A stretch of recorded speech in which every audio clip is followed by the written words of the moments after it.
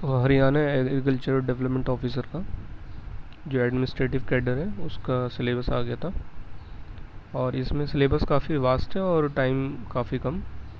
तो मेन जो core area है वहाँ पे फोकस करते हुए सारे सिलेबस को निपटाएंगे ऑब्जेक्टिव के साथ, क्योंकि ऑब्जेक्टिव ज़्यादा इंपॉर्टेंट है रेदर देन डिस्क्रिप्टिव पढ़ना, क्योंकि उसमें दिमाग थोड़ा कम चलता है और बाद में याद आता है कि नहीं वो तो बात की बात है। तो इसमें जो टोटल 17 ब्लॉक्स हैं, पहले ब्लॉक में जो मेनली फोकस किया गया है ये देखिए, जो है ecology, natural resources, sustainable management, ये यहाँ पे पढ़ रहा हूँ मैं, कंजर्वेशन, फिजिकल और environment, agro ecology, cropping pattern क्या है।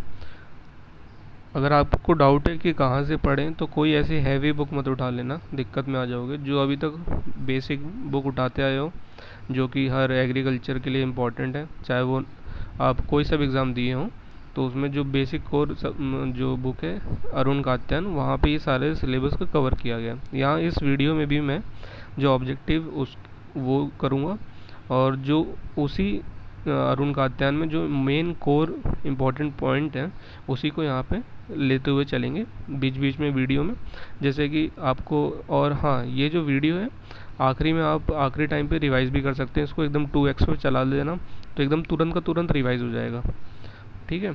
तो ये भी कर सकते हैं आप लोग। तो इसमें देखिए इकोलॉजी पे फोकस है मेनली, और एग्रो इकोलॉजी हो गया, क्रॉपिंग पैटर्न और इन्वायरमेंटल क्या इफ़ेक्ट पड़ रहा है।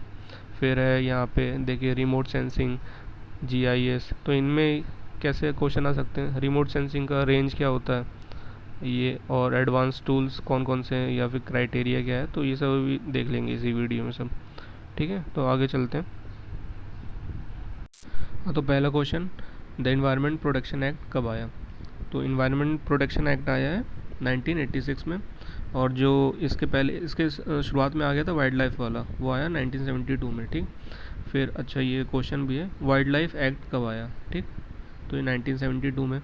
फिर इंडियन फॉरेस्ट एक्ट बताइए, इसका होगा 1980। तो ये तीनों एक्ट इम्पॉर्टेंट है। फिर इकोसिस्टम का टर्म किसने दिया, ऑप्शन है हैकल, रीटर, टेंस, एजी टेंसले, और रीटर भी हैकल भी, ठीक है। तो इसका आंसर हो जाएगा एजी टेंसले। तो एजी याद रखना, एजी टेंसले। अच्छा, इससे रिलेटेड कौन कौन से टर्म्स है वो देख लेते हैं। तो जो इकोलॉजी कॉन्सेप्ट है वो दिया था अर्नेस्ट हैकल भाई साहब ने, ठीक है, और टर्म दिया था हैंस रीटर ने, ठीक। इकोसिस्टम जो टर्म है वो, जो इकोलॉजी जो टर्म है वो हैंस रीटर हो गया। इकोसिस्टम जो टर्म है ये अपन ने पढ़ ही लिया, एजी टेंसले। और फिर इकोलॉजिकल पिरामिड वो था चार्ल्स एल्टन करके था।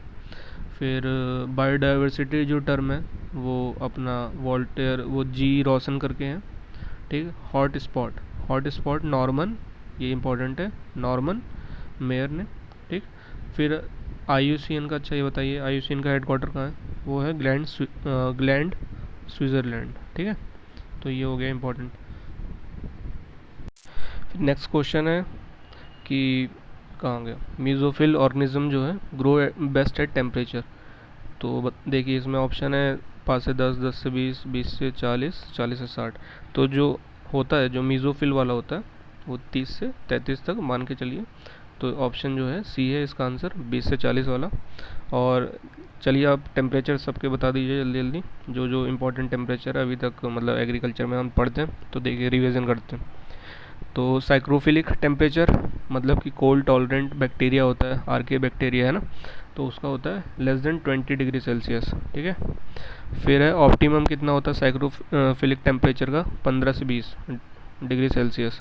मीज़ोफिल का हमने देख लिया टेम्परेचर कितना है, 30 से 33 डिग्री सेल्सियस। थर्मोफिलिक का कितना है, थर्मोफिलिक मतलब होता है कि जो हाई टेम्परेचर को रेजिस्ट कर जाए, तो उसका ज़्यादा होगा, तो उसका होता है 50 से 60। तो जैसे ऑप्शन यहाँ पे होता, अगर थर्मोफिलिक ऑर्गेनिज्म पूछा होता तो ये 60 वाला ऑप्शन मार देते, ठीक।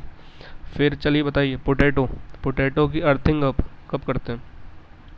पोटैटो की जो अर्थिंग अप है वो हम लोग 30 से डीएपी पे, मतलब डेज आफ्टर प्लांटिंग। तो देखिए जो 35 डिग्री सेल्सियस है, ये बड़ा अच्छा वो है। इसको देखो कहाँ कहाँ आप यूज़ कर सकते हैं 35 डिग्री सेल्सियस, 35 डिग्री सेल्सियस को। पोटैटो, पोटैटो का जो अर्थिंग होता है वो भी इस इतने मतलब इसी डिग्री सेल्सियस पे, डीएपी वाला भी हो गया ये, मतलब कि डेज आफ्टर प्लांटिंग।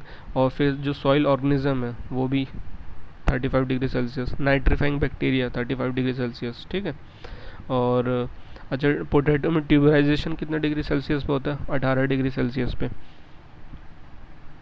फिर नेक्स्ट सबसे ज़्यादा इंपॉर्टेंट टेम्परेचर वीट राइस का। तो इसका तीनों के तीनों टेम्परेचर याद होना चाहिए। मिनिमम जिसको बेस टेम्परेचर भी बोलते हैं, ऑप्टिमम टेम्परेचर, और कार्डिनल जिसको बोलते हैं ना, और मैक्सिमम। तो देखिए राइस का स्टार्ट करते हैं। तो 10 से 12, 10 ये टर्म याद रखना, 12 से 14 नहीं है, 10 से 12 है, ये मिनिमम बेस टेम्परेचर, ठीक है। 10 से 12 हो गया। फिर 32 मान लो बीच का, और जो मैक्सिमम 38। तो 12, 32, 38, ठीक। 10 से 12, 32, 38। फिर अगर वीट की बात करें, और वीट, तो वीट का कितना है? वीट का जो मिनिमम बेस टेम्परेचर है 5.5, ठीक। फिर 25, फिर 32। तो जो राइस का मिडिल वाला है वो यहाँ पे आखिरी वाला है, और ये 25 याद रहना चाहिए, और 4.5 वहीं पे शुगर केन का भी आ जाता है। और शुगर केन का ग्रोथ जो है 26 से 32 डिग्री सेल्सियस, ठीक है। 26 से 32 डिग्री सेल्सियस। नाइट्रीफाइंग बैक्टीरिया का कितना होता है? नाइट्रीफाइंग बैक्टीरिया का होता है 30 से 35 डिग्री सेल्सियस, और पीएच कितना होगा? 6.5 से 7.5। चलिए जल्दी से बता दीजिए सबके ऑप्टिमम, जो ऑप्टिमम टेम्परेचर है सॉइल ऑर्गेनिज्म, प्लांट, रूट, इन सब का। तो देखिए सबसे इम्पोर्टेंट ये वाला भी आता है, इससे क्वेश्चन आते हैं, अच्छा खासे। तो सॉइल ऑर्गेनिज्म का 35 डिग्री सेल्सियस बता ही दिया था अभी। फिर nodule formation 24 degree Celsius. Plant plant का ऑप्टिमम टेम्परेचर कितना है? 15 से 45, ठीक है। और कितना विंड होना, वो रिलेटिव ह्यूमिडिटी कितनी होनी चाहिए? 40 से 60 और 4 से 6 होनी चाहिए स्पीड, जो किलोमीटर पर आवर। और 6.5 से 7.5 पीएच होना चाहिए, ठीक है। तो 6.5 से 7.5 पीएच होना चाहिए। रूट का कितना टेम्परेचर होता है ऑप्टिमम? 10 से 27, ठीक। 10 से 27 डिग्री सेल्सियस। विंड की मिनिमम स्पीड कितनी होनी चाहिए विंड मिल की? 10 किलोमीटर पर आवर, ठीक। तो ये बातें याद हो गई। तो साइक्रोफिलिक ये सब देखिए, इसमें बहुत सारे ऑब्जेक्टिव ऐसे ही हो गए थे यार, ठीक है। तो फिर हम लोग कहाँ थे? 6th क्वेश्चन पे थे। अब नेक्स्ट आते हैं। तो largest ecosystem on the earth is, चलिए इसका बताइए लार्जेस्ट इकोसिस्टम। तो इसका जो है अपना हो जाएगा बायोस्फीयर, ठीक है। तो बायोस्फीयर। और फिर the study of group of organism in relation to their environment. Sorry, ये दूसरा वाला मैंने लगा दिया। तो जो ऊपर है 7वां क्वेश्चन, तो ये होगा biosphere. The largest ecosystem on the earth is known as biosphere, ठीक है। Next question, several communities of a plant and animals including all organism which are developed under similar, यहाँ पे की पॉइंट क्या है? सिमिलर क्लाइमेटिक कंडीशन, ठीक है। तो जो सिमिलर एक ही बायोम में ये होते हैं सिमिलर, तो इसका answer biome. The study of group of organism in relation to their environment refers to. तो ये देखिए, study of group of organism in relation to their environment. तो इसका और आप यहाँ कंफ्यूज हो सकते हैं, ऑटो इकोलॉजी और सिन इकोलॉजी। तो जो इसका करेक्ट आंसर है सिन इकोलॉजी है। फिर है NBAI, जो होता है national bureau of agriculturally insect resource situated at. तो ये हो जाएगा Bangalore. Which ecological pyramid is always upright. तो जो ऑलवेज अपराइट होगा वो होगा अपना, क्या बोलते हैं, जो एनर्जी है वो हरदम आगे जाती है, ठीक है। तो इसमें देखिए क्या क्या इंपॉर्टेंट है। तो ecological pyramid is always upright, pyramid of energy हो गया आंसर। फिर 10% लिंडमैन लॉ आप लोगों ने पढ़ा होगा कि 10% ही एनर्जी हर ट्रॉपिक लेवल पर ट्रांसफ़र होती जाती है, ठीक। तो मतलब क्या हुआ इसका कि 90% 90% जो होता है लॉस हो जाता है। तो energy available at each successive trophic level is 10% of the previous level. ठीक है, तो पिरामिड की बात आ ही गई है, तो पिरामिड एक इम्पॉर्टेंट टॉपिक, उसको कवर कर लेते हैं। तो पिरामिड ऑफ नंबर, इसमें देखिए क्या क्या रहेगा। Upright pyramid of number in grassland ecosystem होता है, ये भी अपराइट होता है। ठीक है, और जैसे कि ग्रासेस हो गया, रैबिट, वुल्फ, लायन। फिर अपराइट होता है इसमें एक एक्वेटिक इकोसिस्टम है। तो अगर नंबर का आ गया तो एक्वेटिक इकोसिस्टम में सबसे बॉटम में एल्गी, डायटम्स, फाइटोप्लैंक्टॉन्स होगा। फिर ऊपर स्मॉल फिश, फिर स्मॉल फिश को कौन खाएगा? Fish eating birds. ठीक, तो इसमें जो इम्पोर्टेंट है आपको याद रखना है, जो पैरासिटिक होता है, जो पिरामिड ऑफ नंबर में जो पैरासिटिक फूड चेन होती है वो इन्वर्टेड होती है। ठीक, और स्पिंडल होता है फॉरेस्ट इकोसिस्टम वाला, जैसे कि elephant, deer, fruit eating bird, उसको खा रहे हैं स्नेक, लिजर्ड, वुल्फ, और उसको कौन खा रहा है? लायन। तो मतलब एक ट्री पे फ्रूट ईटिंग बर्ड बहुत सारी हैं। ठीक है, तो एक ट्री पे फ्रूट ईटिंग बर्ड्स बहुत सारी हैं ऐसे। ठीक, तो ये इन्वर्टेड जाएगा कि एक पे ही काफ़ी हैं। तो इन फॉरेस्ट इकोसिस्टम पे स्पिंडल फॉर्मेशन होता है। स्पिंडल मतलब स्पिंडल वाला पिरामिड होता है। ठीक, फिर नेक्स्ट आता है पिरामिड ऑफ बायोमास। तो पिरामिड ऑफ बायोमास में होगा, एक तो अपराइट वाला होता है, तो फॉरेस्ट इकोसिस्टम। ठीक है, तो देखिए जो पिरामिड ऑफ बायोमास है, बायोमास, तो उसमें जो फॉरेस्ट इकोसिस्टम ग्रासलैंड है उसमें अपराइट होता है। ठीक, जैसे कि आपका हो जाएगा एक, जो कई सारे ट्री हैं, आप देखो बायोमास की बात हो रही है। ठीक, तो यहाँ पे अपन लोग उसका वेट लेंगे, लार्जर वेट ऑफ जो प्रोड्यूसर है support a smaller weight of consumer. तो यहाँ पे एग्जांपल आ जाएगा फॉरेस्ट इकोसिस्टम अपराइट होगा बायोमास में, और वहीं पे अगर नंबर की बात करें तो वहाँ डाउनवर्ड होगा, बायोमास में अपराइट होगा। और इन्वर्टेड यहाँ बायोमास में कहाँ पे होता है? जो अपना एक्वेटिक इकोसिस्टम है वहाँ पे डाउनवर्ड होगा। तो वेयर स्मॉलर जो वेट प्रोड्यूसर होता है, जैसे डायटम्स, फ्लाइटो प्लैंक्टॉन्स बॉटम पे, फिर हर्बीवोर्स, फिश हो गई, फिर उसके ऊपर लार्ज फिश, कार्निवोर्स। ठीक है, तो ये आपका पिरामिड वाला टॉपिक ख़त्म हो गया। इसमें जो इम्पोर्टेंट बात थी आपको बस इतना याद रखना है, डाउनवर्ड किस में होता है। तो डाउनवर्ड मैंने बोला जैसे नंबर वाले में अगर पूछा जाए तो डाउनवर्ड होता है अपना पैरासिटिक फूड चेन में। ठीक, और स्पिंडल होता है इसी में फॉरेस्ट इकोसिस्टम में। ठीक, और फिर डाउनवर्ड होगा दूसरा जो बायोमास वाला है उसमें एक्वेटिक इकोसिस्टम में। ठीक है, तो ये जो डाउनवर्ड वाला है ये याद रखना है, बाकी सब अपराइट हो जाएगा। और इसको मैंने बता ही दिया था, जो जो कॉन्सेप्ट है इकोलॉजिकल पिरामिड का वो चार्ल्स एल्टन ने दिया था। एल्टन। ठीक, तो चार्ल्स एल्टन ने दिया था। ये होता क्या है? Various trophic levels of the ecosystem may be indicated graphically which is known as ecological pyramid. Now next question कि कहाँ गया बायोटिक कंपोनेंट, ये वाला नहीं सॉरी, हाँ 12th वाला। तो abiotic component of ecosystem includes, तो ए बायोटिक में क्या किया जाएगा? ऑप्शन देखिए, inorganic nutrient, organic substance, climatic factor. तो इसका आंसर है all of these.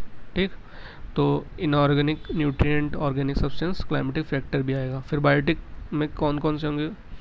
Plankton, herbivore, autotroph, इसमें भी ऑल ऑफ दीज। तो अब हम ये वाला टॉपिक निपटा देते हैं ऐसे ही। बायोटिक कंपोनेंट क्या होता है? ठीक, तो बायोटिक कंपोनेंट क्या होता है? इसमें दो कंपोनेंट होते हैं, ऑटोट्रॉपिक कंपोनेंट जिसको ऑटोट्रॉफ बोलते हैं, और दूसरा होता है हेट्रोट्रॉफिक। ठीक, तो ऑटो मतलब होता है सेल्फ, ट्रॉफ मतलब नरिशिंग, तो जो सेल्फ नरिशिंग करे, such living organism whose produce their food themselves are called autotrophs. और ये मेनली जो प्राइमरी प्रोड्यूसर्स होते हैं उन्हें कहते हैं। ठीक है, और हेट्रोट्रॉफ क्या होता है? हेट्रोट्रॉफ वो होता है जो किसी और मतलब जो ऑटोट्रॉफ पर डिपेंड हो, such living organism depend on the autotroph for their food and consume matters. फिर इसमें जो हेट्रोट्रॉफ होता है इसके भी टाइप्स होते हैं, तो यहाँ थोड़ा ध्यान दीजिएगा टाइप्स क्या है। तो पहला है होलोजोइक। ठीक, होलोजोइक, दूसरा सेप्रोफाइट्स, तीसरा पैरासाइट्स। ठीक है। तो होलोजोइक में मेनली क्या आएगा, इसमें वो ऑर्गेनिज्म आएंगे जो माउथ के थ्रू खाते हैं, जैसे हर्बीवोर हर्ब्स ईटर हो गए, कार्निवोर फ्लैश ईटर, ओमनीवोर क्या होता है जिसमें हर्ब और फ्लैश दोनों खाते हैं, तो ये हो गया। और जो कार्निवोर होता है, carnivore and omnivore are the secondary consumer बोलते हैं, ठीक है। प्राइमरी कंज्यूमर हो गया अपना प्लांट, और जो रेस्ट हो गए वो सेकेंडरी कंज्यूमर। और जो टर्शरी क्या होता है, टर्शरी मतलब टॉप कार्निवोर्स होते हैं, जैसे वल्चर, लायन, टाइगर, हॉक, जो मतलब who feed on both primary and secondary consumer, दोनों पे जो फीड करें उसे टर्शरी कंज्यूमर बोल देंगे। फिर सेप्रोफाइट मतलब, सेप्रो का मतलब होता है एब्जॉर्व, तो जो मतलब कि न्यूट्रिएंट ये सब एब्जॉर्व करें, such organism take their food organic matter in the solution form, ठीक है। तो जैसे सेप्रोफाइटिक बैक्टीरिया। नेक्स्ट है पैरासाइटिक, तो पैरा मीन्स होता है बिसाइड और साइटोज मीन्स होता है न्यूट्रिशन, तो जो वो ऑर्गेनिज्म जो कि प्रोटोप्लाज्म के दूसरों के प्रोटोप्लाज्म को मतलब जो लिविंग प्रोटोप्लाज्म होता है उस पर लिव करते हैं, ठीक है। Search organism live on the living protoplasm of another organism, तो जैसे एग्जांपल फंजाई एगेरिकस, इसका एग्जांपल हो जाएगा पैरासाइट का एगेरिकस। तो एगेरिकस कैसा है, सेप्रोफाइटिक ऑब्लिगेट है, सेप्रोफाइटिक ऑब्लिगेट एगेरिकस, ठीक है। तो सीधे पूछ सकते हैं कि इनमें से कौन सा पैरासाइट है, तो एगेरिकस जो फंजाई है वो सेप्रोफाइट ऑब्लिगेट है। नाउ आते हैं जो एबायोटिक फैक्टर है उसमें। तो एबायोटिक फैक्टर में इसमें फर्दर दो क्लासिफिकेशन है, तो इसमें एक क्लाइमेटिक होगा और एक इडेफिक फैक्टर होगा, ठीक है।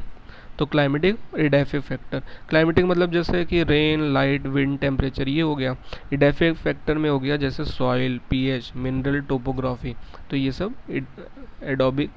एबायोटिक के इडेफिक फैक्टर हो गए। और वहीं अगर बायोटिक हमने देख लिया, बायोटिक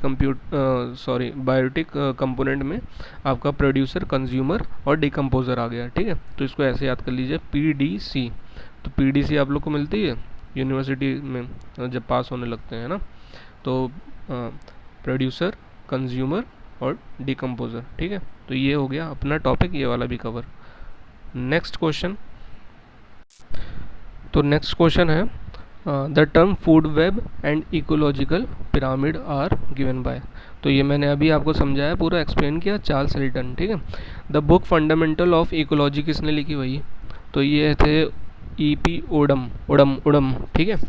फिर variability among living organism in an ecosystem is called as, तो ये क्या, इसको बायोम बोलेंगे, बायोस्फीयर, बायोडाइवर्सिटी, पॉपुलेशन, तो इससे बोलेंगे बायोडाइवर्सिटी। चिंता में कीजिए, अभी वीडियो के एंड में जितने इकोलॉजिकल से टर्म रिलेटेड है वो डिस्कस कर लेंगे। On the earth highest biodiversity is found among, ठीक। तो इसमें देखिए इंसेक्ट जो है, इंसेक्टा वाला, तो इसमें काफ़ी ज़्यादा होता है, इसमें कुछ दिया भी है। The highest biodiversity is found in arthropods insect, about 10 lakh species हैं, और जिसमें कि are known followed by the plants. अच्छा, तो सबसे पहले आर्थ्रोपोड्स इंसेक्ट हैं, फिर उसके बाद प्लांट आएगा, फिर मैमल्स आएंगे। फिर next question 18th, the green plants are regarded as, तो ग्रीन प्लांट्स को क्या बोलते हैं, ऑटोट्रॉप्स, फोटोट्रॉप्स, प्रोड्यूसर, अभी मैंने आपको समझाया था, ऑल ऑफ दीज हो जाएगा। Principal gas responsible for global warming, तो ग्लोबल वार्मिंग के लिए प्रिंसिपल जो कौन सी गैस है इम्पोर्टेंट, तो देखिए CO2। तो अब ग्लोबल वार्मिंग क्या होता है वो देख लेते हैं। तो ग्लोबल वार्मिंग क्या है, सरफेस ऑफ जो अर्थ होता है जब गर्म हो जाए सन हीट के कारण, तो इसलिए होगा, ठीक है। तो earth absorb most of the sun energy but reflects back some energy in the form of infrared, ठीक है। यहाँ पे क्या इंपॉर्टेंट टर्म है, इंफ्रारेड रेडिएशन, ठीक। तो अब ग्रीन हाउस जो गैस होता है GHG, ग्रीन हाउस गैस, उसमें कंपोनेंट देखिए सबसे ज़्यादा क्या होता है, तो ऐसे याद कर लीजिए 60, अब बचा क्या 40, 40 का फिर 2 भाग कर दो 20, 15, 5, ठीक। तो 60% होगा CO2, 20 मीथेन CFC 15% और 5% N2O। तो यहाँ इंपॉर्टेंट है N2O, नाइट्रोजन ऑक्साइड नहीं है, नाइट्रस ऑक्साइड, ठीक। ये इंपॉर्टेंट, यहीं से क्वेश्चन बनते हैं। फिर नेक्स्ट क्वेश्चन क्या है कि principal gas responsible for global warming, ये हो गया। Principal gas responsible for ozone depletion, ठीक है। तो इसका आंसर हो जाएगा क्लोरोफ्लोरोकार्बन CFC, ठीक। नेशनल NBA एक्ट कब आया? नेशनल बायोडाइवर्सिटी एक्ट 2002 में। Next question, the study of relationship of organism to their environment is known as. तो इसको क्या कहेंगे अपन? देखिए, द स्टडी ऑफ रिलेशनशिप देख रहे हैं ऑर्गेनिज्म का टू देयर इन्वायरमेंट, तो यहाँ पे कंफ्यूजन हो सकती है। इसका आंसर है इकोलॉजी, ठीक। Which is the dense layer of the atmosphere. तो डेंसेस्ट कौन सा है अपना? ट्रोपोस्फियर, ठीक।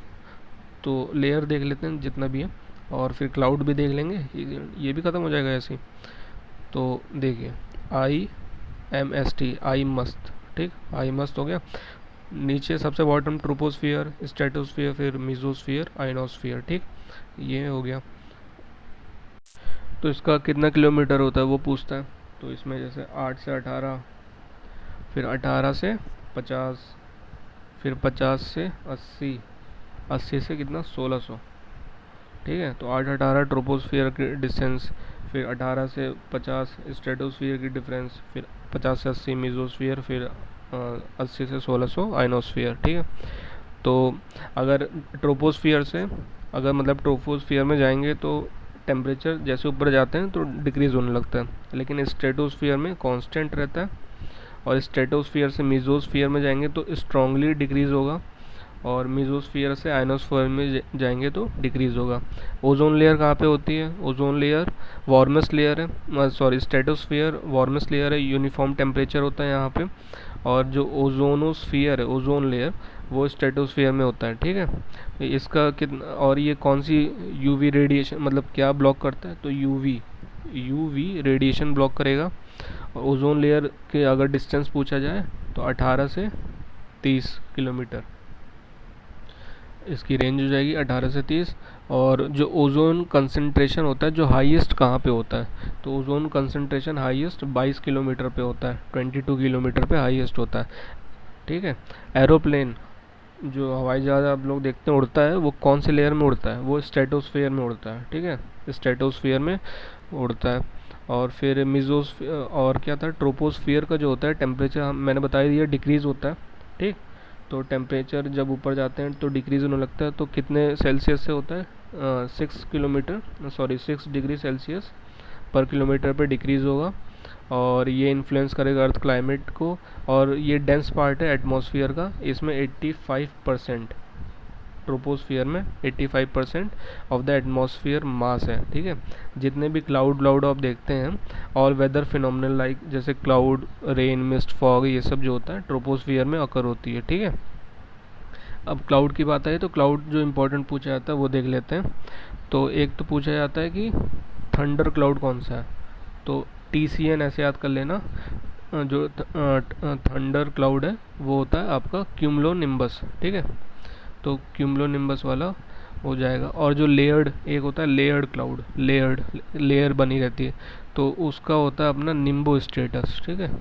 तो निम्बो स्ट्रेटस को रेन बियरिंग क्लाउड भी बोलते हैं, ठीक। अच्छा, क्लाउड में इंपॉर्टेंट भी आता भी एग्ज़ाम में, और इसमें कई लोग कंफ्यूज हो जाते हैं, तो इसको एक बार क्लियर कर लूँ कि ये देखिए, जैसे क्लाउड है ना, तो अगर हाईएस्ट, अगर आप एकदम हाईएस्ट देख रहे हैं तो उसमें जितने वर्ड आएगा, सिर्रस जो है वो यूज़ होता है। तो सिरियस का मतलब होता है हाईएस्ट, ठीक है, तो हाई पे रहेगा। और एकदम लोएस्ट में आ जाएंगे तो जो CN वाला है, TCN मैंने बताया था, थंडर क्लाउड, क्यूमुलोनिम्बस, तो ये लोअर है, ठीक है। फिर एक मिडिल में आएगा, मिडिल मतलब एल्टो, एल्टो मतलब मिडिल होता है, ठीक है। तो एल्टो जो जितने वर्ड होगा वो मिडिल है। तो अगर हो सकता है ऐसे भी पूछ ले, तो थंडर क्लाउड हो गया TCN, थंडर क्लाउड, क्यूमुलोनिम्बस। और अगर रेन बियरिंग या लेयर्ड क्लाउड पूछे तो निम्बो स्ट्रेटस, ठीक है, नींबू स्ट्रेट कर दो, निम्बो स्ट्रेटस, ये हो जाएगा रेन और लेयर्ड क्लाउड। तो ये देख लिया हम लोगों ने। और फिर एक आता है कि जो थर्मोस्फियर होता है, तो जो थर्मोस्फियर एकदम टॉप वाली लेयर है, ठीक। और जो जैसे कि ये लेयर हो गई, ये थर्मोस्फियर लेयर है, तो जो इसके बॉटम वाला जो होता है पार्ट को, उसको लोअर लेयर ऑफ जो थर्मोस्फियर है उसको आयनोस्फियर बोलते हैं, ठीक है। और इसकी रेंज मैंने बताई दी था 80 से 1600। और इसमें जैसे कि रेडियो जो कम्युनिकेशन होता है दूर दूर के लिए, रेडियो कम्युनिकेशन ये सब होता है। आयंस मतलब होता है ये जो हीट अप कर देता है, ये हीट अप आयंस क्या एनर्जी एब्जॉर्ब करता है, रिलीज़ करता है, ठीक। और वहीं आपसे पूछा जाए तो स्ट्रांगली टेम्परेचर कहाँ डिक्रीज होगा, मतलब कोल्ड कौन सा रहेगा, म्यूजोस्फीयर रहेगा। वो वार्मेस्ट लेयर कौन सी रहेगी, स्ट्रेटोस्फीयर रहेगी, ठीक है। तो अब आते हैं क्वेश्चंस पे वापस। तो इसमें देखिए which is the dense layer of the atmosphere, ठीक। तो अभी मैंने आपको बता ही दिया, इसका आंसर ट्रोपोस्फियर हो जाएगा। और अगर पूछे ओजोन लेयर डेंसेस्ट कहाँ पे होती है, तो वो 22 kilometre. Which cloud is associated with heavy rainfall, thunder. देखिए आ गया keyword thunder, TCN, thunder cloud, cumulonimbus. तो आंसर देखिए यहाँ पे सेकंड हो जाएगा 24, ठीक है। फिर है next question, what is the size of mist droplet. तो इसका देखिए 150 कहाँ पे लिखा, तो 50 से 150 जो सेकंड ऑप्शन है, size of mist droplet. What is the approximate height of ionosphere.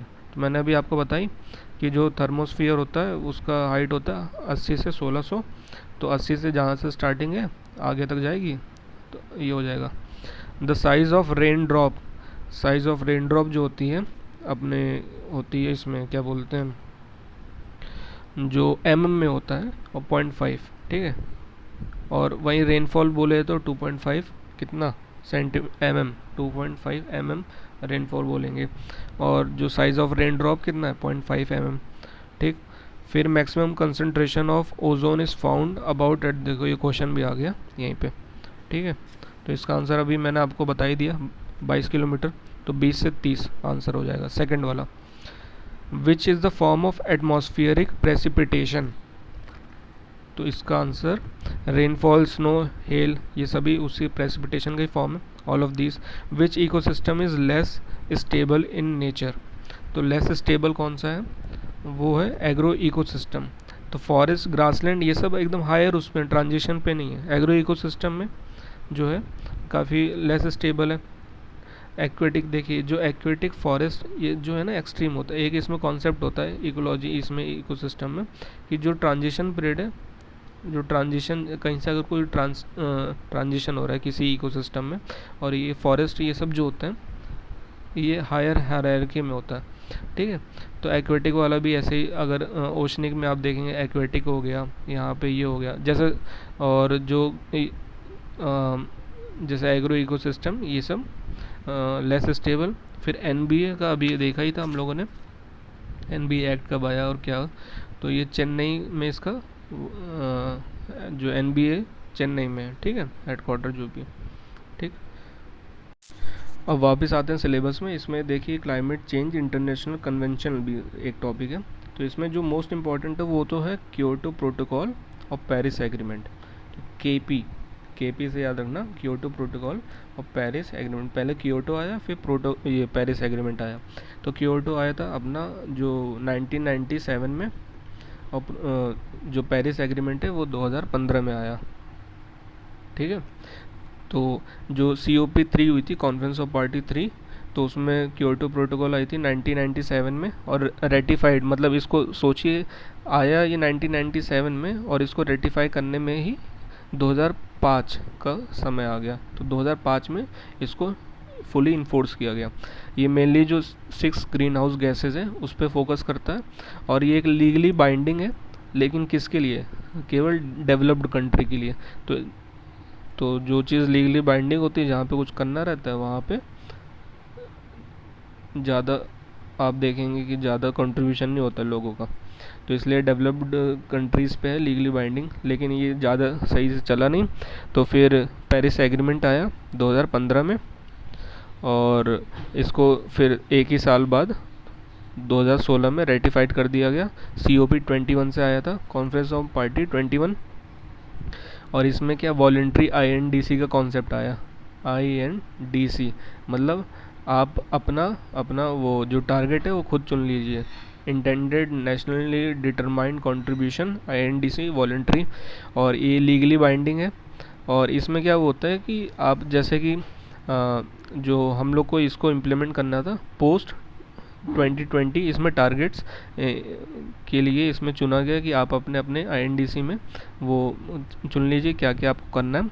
और इसमें क्या है, गरीब लोगों को जो डेवलपिंग वाले कंट्रीज़ हैं तो उसमें developed country 100 billion per year देगा, 100 बिलियन पर ईयर। तो अभी जैसे पाकिस्तान में फ्लड आई तो वो लोग मांग करने लगे, भैया आप लोगों ने बोला था 100 बिलियन दीजिए, क्लाइमेट चेंज से हम लोग का फ्लड आ रहा है। तो ये हो गई बात, और ये 2021 से 25 तक के लिए है 100 बिलियन, और ये इम्प्लीमेंट होगा पोस्ट 2020। फिर तो ये कुछ इंपॉर्टेंट, बाकी नेक्स्ट वीडियो में कवर ही कर लेंगे, ठीक है। Thank you.